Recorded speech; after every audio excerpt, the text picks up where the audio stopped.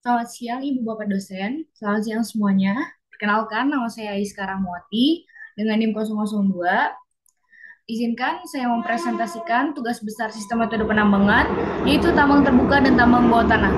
Untuk tambang terbuka, saya mengambil contoh dari PT Kaltim Primakol atau biasa disebut dengan KPC, dan tambang bawah tanah saya mengambil contoh dari PT Antam Tbk. PT Kaltim Primakol terletak di Provinsi Kalimantan Timur, Kabupaten Kutai Timur, adalah perusahaan yang bergerak dalam bidang pertambangan dan pemasaran batu bara. Untuk pelanggan industri baik pasar ekspor maupun domestik. PT Kaltim Primakol juga memiliki tujuan yaitu menjadi perusahaan batu bara terkemuka di dunia dengan memberikan nilai tambah pemangku kepentingan, menciptakan peluang kerja serta menjaga kelestarian lingkungan.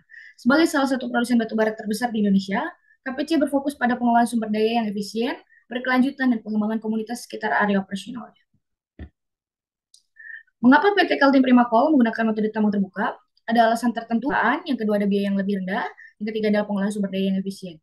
Yang pertama itu ya banyak cadangan batu bara yang terdapat dekat dengan permukaan tanah, sehingga metode tambang terbuka lebih efisien dan ekonomis dibandingkan metode tambang bawah tanah. Yang kedua itu karena peralatan yang digunakan lebih besar dan dapat mengangkut bahan galian dalam jumlah besar dalam waktu yang singkat. Kaltim Primakol dapat lebih mudah mengelola dan mengontrol ekstraksi batu bara. PT Kaltim Primakol juga memiliki kebijakan. KPC berkomitmen untuk menjalankan operasi yang berkelanjutan dengan memperhatikan aspek lingkungan, sosial, dan ekonomi. Perusahaan mengupayakan praktik. Yang kedua itu ada keselamatan dan kesehatan kerja. KPC memiliki kebijakan yang ketat menjaga kesehatan dan keselamatan kerja karyawan dan kontraktor. Keamanan dan kesejahteraan pekerja adalah prioritas utama di seluruh tahap operasional tambang. Yang ketiga yaitu ada inovasi dan efisiensi. Perusahaan berfokus pada peningkatan efisiensi operasional melalui penggunaan teknologi terbaru dan menerapkan inovasi dalam proses penambangan dan pengolahan batu bara. Saya juga mengambil contoh proses kegiatan penambangan dari PT Kaltim Primakol.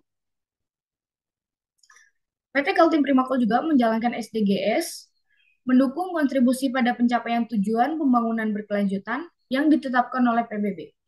Saya mengambil dua contoh, yaitu SDGs 8, pekerja layak dan pertumbuhan ekonomi. KPC menciptakan lapangan kerja bagi masyarakat lokal, meningkatkan keterampilan pekerja, dan mendukung pengembangan ekonomi daerah sekitar melalui berbagai program pelatihan dan pemberdayaan. Contoh yang kedua SDG 9, industri, inovasi, dan infrastruktur. KPC berinvestasi dalam teknologi dan infrastruktur yang efisien dan ramah lingkungan untuk mendukung kegiatan operasional tambang dan pengolahan batu bara. Yang kedua yaitu ada metode tambang bawah tanah. Saya mengambil contoh dari PT Antam Tbk, seperti kunjungan saya waktu di bulan kemarin. PT Antam Tbk atau Mas Pongkor terletak di Kecamatan Nanggung, Kabupaten Bogor, Provinsi Jawa Barat, Indonesia.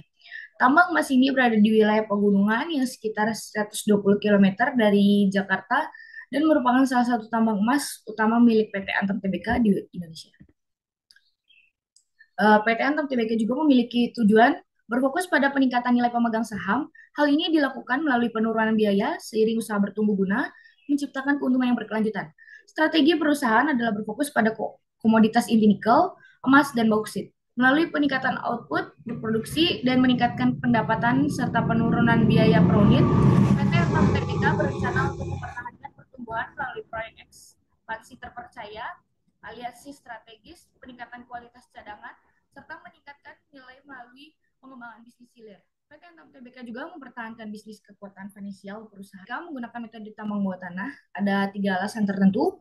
Yang pertama ada cadangan sumber daya yang terletak di kedalaman. Banyak cadangan logam terutama emas, nikel terletak pada kedalaman yang cukup dalam dan tidak dapat dijangkau dengan metode tambang terbuka.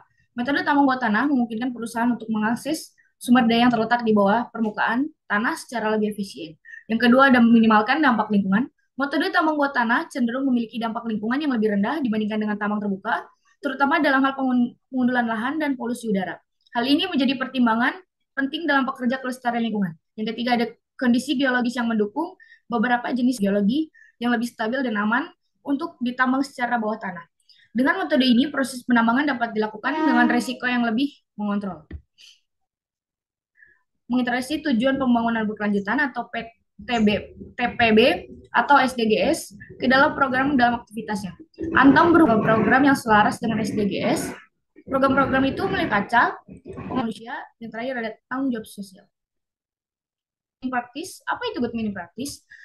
Atau kaidah teknik pertambangan baik adalah suatu kegiatan pertambangan yang menaati aturan, terencana dengan baik, penerapan teknologi yang sesuai, berlandasan pada efektivitas dan efisiensi, melaksanakan konservasi batu bara, mengendalikan dan memelihara fungsi lingkungan, menjamin keselamatan kerja, mengakomodir keinginan dan partisipasi masyarakat, menghasilkan nilai tambah, meningkatkan kemampuan dan kesejahteraan masyarakat sekitar, serta menciptakan pembangunan yang berkelanjutan. Penerapan kaidah teknik pertambangan yang baik pada pengusahaan mineral dan batu bara sebagai amanat Undang-Undang Nomor 4 Tahun 2009 tentang pertambangan mineral dan batu bara, salah satunya adalah melaksanakan kewajiban pengolahan keselamatan dan kesehatan kerja, pertambangan serta pengelolaan dan pemantauan lingkungan pertambangan. Yang terakhir saya mencantumkan sumber-sumber yang sudah saya cari. Terima kasih banyak atas presentasinya. Kurang lebihnya mohon maaf. Wabillahi taufiq wal hidayah. Wassalamualaikum warahmatullahi wabarakatuh.